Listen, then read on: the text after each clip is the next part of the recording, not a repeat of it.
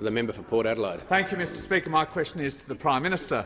This morning, the former Deputy Prime Minister, the member for New England, said about the Prime Minister's energy policy, and I quote, "I've heard the stories in the past, how it was going to drive down prices, and it didn't.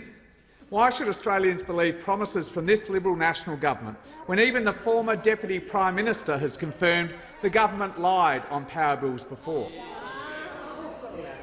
The member for Port Adelaide, I'll just caution him on some of the language in that. I'll happily hear from the Manager of Opposition Business. Speaker, just on that point, the phrase with respect to Labor has been used many times in answers, and if there's to be a new ruling, we're fine, not objecting in any way to the new ruling, but would simply want to note that this would not be, as I understand it, a ruling with respect to questions, but a ruling with respect to what was parliamentary.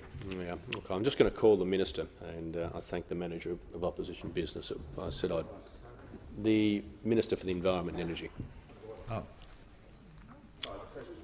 Yes, and I can go right through the practice again about how the Prime Minister is entitled to refer the question to any minister. The Minister, Deputy Prime Minister will cease interjecting. The Minister for the Environment has the floor. You're so vain.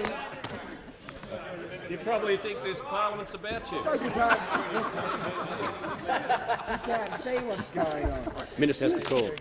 Well, Mr Speaker, the Parliament knows that when the carbon tax was abolished, the Australian Bureau of Statistics confirmed it was the single biggest drop in electricity prices ever recorded. Mr Speaker, that is the fact of the matter. And yesterday, into Hansard, in the MPI debate, I read from an ACCC press release which said that the $550 reduction that was coming from the abolition of the carbon tax and estimated by Treasury was absolutely reasonable, Mr Speaker. But what the member for Port Adelaide fails to tell this House is that when Labor was last in office, electricity prices doubled.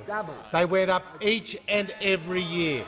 And the member for Port Adelaide comes from a state where a Labor government completely wrecked the energy system.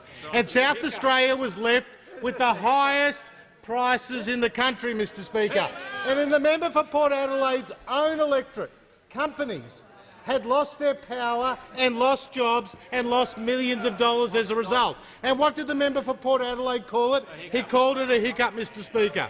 But, Mr Speaker, as the Prime Minister has made it clear, everything's been revealed by Lean Australia, who said that high prices are not a market failure, they are proof of the market working well. So what do you think the Shadow Minister for Energy thinks about Lean, Mr Speaker? And he says, and I quote, "In my nearly 30 years in the party, I have not seen an organising effort on a policy issue like Lean has delivered.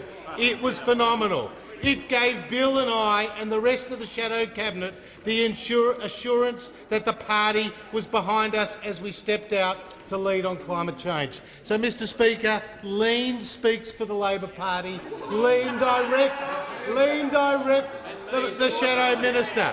And, Mr Speaker, just to finish, today there was a very revealing front page in the Australian Financial Review, which made it very clear that higher emissions reduction targets will mean higher prices for Australian consumers. And the Grattan Institute said about Labor's claims that prices would go down as a result of higher emissions reduction targets, that this is unlikely to be sustainable, that it would accelerate plant closures, that it will require higher consumer prices, and that it would be inherently uncertain. Mr Speaker, this is what the Labor Party is promising the Australian people: higher power prices, lower stability, reckless renewable energy targets, recklessly high emission reduction targets, which the business community rejects and the people of Australia reject.